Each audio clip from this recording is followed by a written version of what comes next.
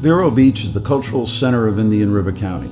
The heart of Vero Beach is the 1.6 square miles of Central Beach, with its Oceanside Village, beaches, farmers market, tree-lined streets, professional theater, and art museum. Let me show you around our little piece of paradise. As we drive over the Barber Bridge, Route 60, onto beautiful Orchid Island and the Central Beach area of Vero Beach, the first thing most people notice is the Atlantic Ocean glistening in the distance. You will also notice the beautiful foliage covering the landscape and hiding the homes, and the low profile of most of the buildings along the coastline thanks to Vero Beach's strict height restrictions. The twin 13-story buildings you do see on the coastline were the cause for the city and county installing a 65-foot height restriction for new buildings in the 1970s. That height restriction is one of the reasons Vero is so desirable, with little congestion, crime, and beautiful tree-lined streets with towering oak trees as far as you can see from the top of the bridge. This 1-mile bridge is one of Vero's most popular exercise locations, with people walking or jogging and admiring the view to the north and south of the peaceful lagoon waters at all hours of the day or night. Notice the number of banks, law offices, and brokerages, many of which have branches in the northeast to serve the island's many visitors and snowbirds.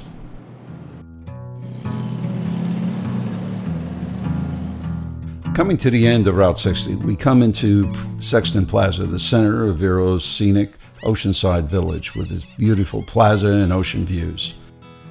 On the right, we have the iconic Ocean Grill, which in the 40s was an officers' club for the Naval Air Station that was here. On the left, you have Mulligan's, a classic 50s type beachfront bar and restaurant housed in the Holiday Inn, which for many years was the only hotel on Ocean Drive. I honeymooned there, visiting my godparents back in the 60s. Come join me as I take you on a tour of Central Beach, our little piece of heaven on earth. Now we see the Costa de Estes, a 4-star hotel. The hotel was purchased and renovated by Gloria Estefan. Gloria owns a River and Ocean estate about 10 miles up the island. She fell in love with Vero and its relaxed atmosphere where she can have a hamburger at Casey's Outdoor Restaurant without being disturbed. She just wanted to be a part of our Oceanside Village.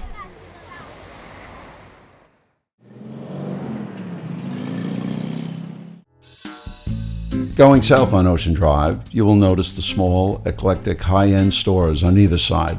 Really small-town America, with many of them still closing at 5 p.m. each day and remaining closed on Sundays.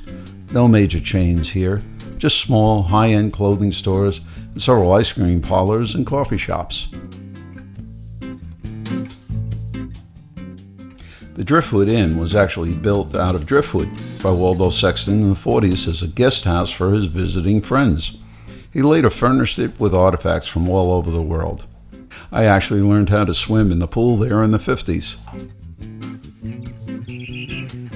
Hummerston Park and its life-guarded beach is the area where the Saturday Farmers Market is held throughout the year. The market has been recognized in National Magazine as one of America's top green markets. This is also where we hold our Sunset Saturday night street concerts. Here we have something for everyone. We have dancers in front of the stage, senior citizens on lawn chairs listening to the music, a street cocktail party going on behind them. And over in the park, we have families picnicking while their children play in the playground.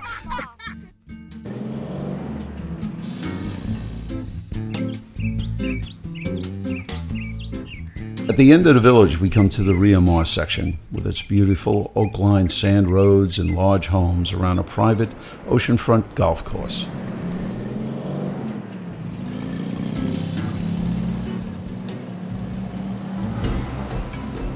The South Beach area has Vero's most popular, widest, and best beach.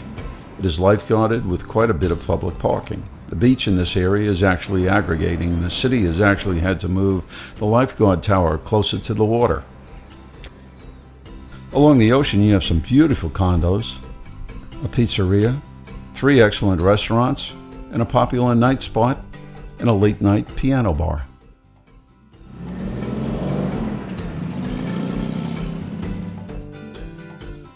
Driving back north on A1A, we have several riverfront gated communities and Vero's newest and most popular country club, Quail Valley. I spend many evenings there at the Tiki Bar enjoying the gorgeous sunsets.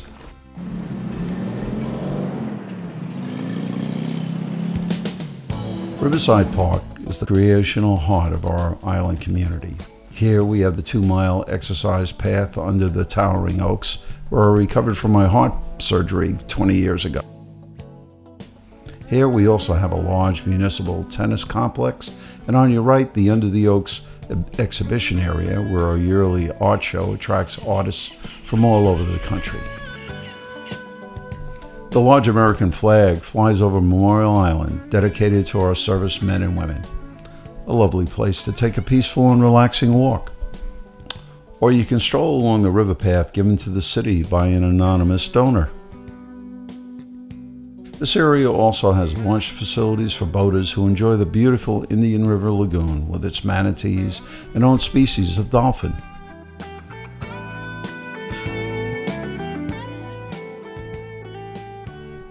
The Museum of Art has classes, exhibitions, and a beautiful sculpture garden.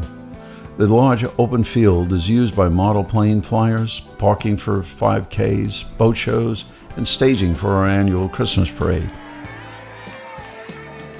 It is also the location for the city's July 4th family celebration, the fireworks exploding over the city of boats gathered on the river. Riverside Theater is the largest independent producing theater in the state of Florida. They go to New York to hire actors and directors to bring them to Vero for some really great shows. The theater is actually better equipped than some Broadway equity theaters. For over 6 years, the season's last production goes from here to the Walnut Theater in Philadelphia for an extended run.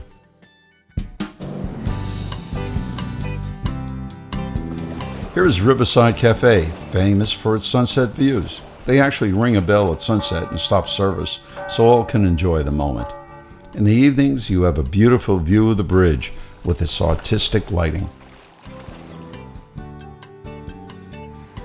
This building is the new home of our very popular rowing club. Several colleges now come down in December to row their sculls in practice sessions on the calm Indian River Lagoon waters. This is also home for the Volunteer Ambulance Squad, another boat launch area, and the Coast Guard Auxiliaries building. A group of dog lovers got together, set up a foundation, signed a long-term lease with the city, fenced the area, and got the garden club to help beautify it. It has water stations for the dogs and benches for their two-legged friends. The Vero Beach Yacht Club is famous for weekend dancing, good food, and large drinks. It is surrounded by the city's dry boat storage facility, docks, and over 50 mooring buoys. During high season, you will see 2 or more boats on each of the buoys. Vero has several nicknames. The kids refer to it as Zero Beach because of the calm, peaceful, crime-free atmosphere. The boating public refers to it as Velcro Beach. They come sailing down the Intracoastal, planning on maybe staying a night, and frequently end up here for weeks and months. Actually, they eventually buy a home and settle. There is a rumor of a club of over 100 members called Cruises on Land Only, made up of people who have cruised the world and now call Vero home.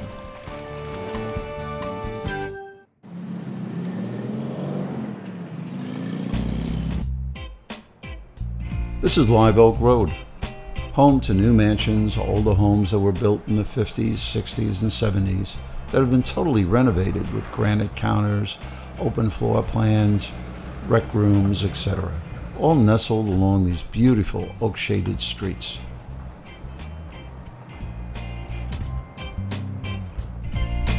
The northern boundary of Central Beach is J.C. Park, with its pavilions for family picnics, life-guarded beach, oceanfront cafe, and it's almost half a mile of boardwalk.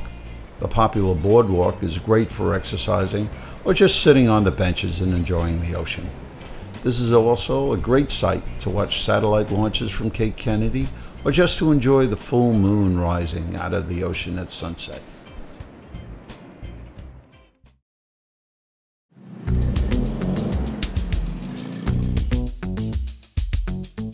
we again enter the seaside shopping area, anchored by our newest hotel, the Vero Beach Hotel and Spa, which is part of the Hampton hotel chain.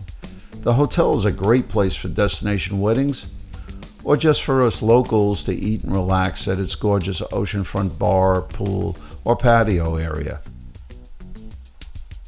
Here we have the famous Bobby's Restaurant, known for its great steaks and drinks. It was the watering place for the Brooklyn Dodgers when this was their spring training location.